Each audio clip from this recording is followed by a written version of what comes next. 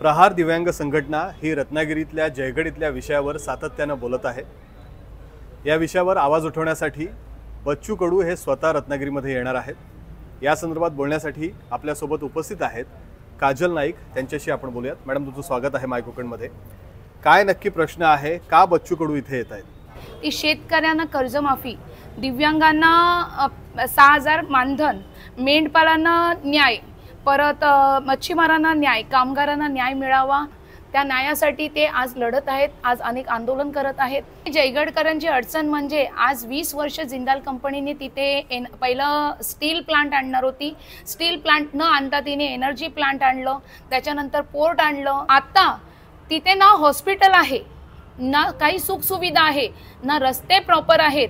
ज्या अंबुवाडी नांदिवडेमध्ये ते प्रकल्प त्या लोकांनी ठरवले करायचं, त्या अंबुवाडीमध्ये 50 मीटरवर गोटा आहे, शेती आहे।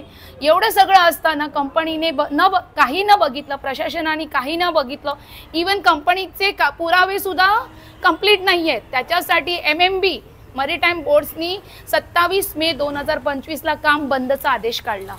मग हे सरकार कुठपर्यंत अशी डोळे बंद करून काम करत आहे? जर बंदचा आदेश काढल्यानंतर काय झालं, तिथे काय आता स्थिती आहे? बंद आतापर्यंत काम बंदच आहे। बंदचा आदेश काढल्याच्या नंतर एक 10-15 दिवसानंतर कंपनी पुन्हा तिथे रेलिंग करायला गेली होती, जमीन लेवलिंग करायला गेलेले।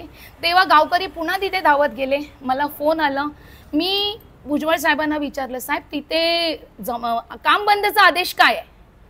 काम बंद म्हणजे मला एक डेफिनेशन द्या, काम बंद म्हणजे काय? अहो मॅडम, ते जमीन लेवल करतायत। अहो मग काम बंद काय होतंय सर?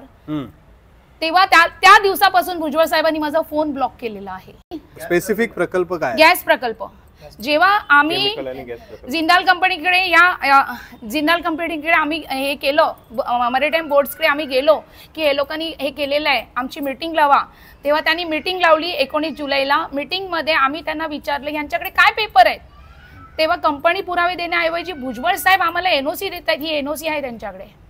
अरे पण ही NOC तर आम्ही कशासाठी दिली? स्टील स्टील प्लांटसाठी दिलेली। तिथे तुम्ही एनर्जी प्लांट बनवला, तुम्ही पोर्ट बनवला, पण आम्ही याच्या गॅस प्रकल्पासाठी दिलीच नाही। काय आवाहन कराल तुम्ही सगळ्या रत्नागिरीकरांना या निमित्ताने? रत्नागिरीकरांना मी आवाहन करते की शेतकरी चे, दिव्यांगांचे, गोरगरिबांचे नेते आज पायात चप्पल घालतात, साधा शर्ट घालतात आणि लोकांच्या गरिबांच्या घरात जातात।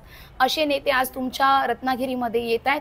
तुम्ही तुमच्या समस्या घेऊन या आणि भाऊंना साथ द्या आणि न्याय मिळवून घ्या।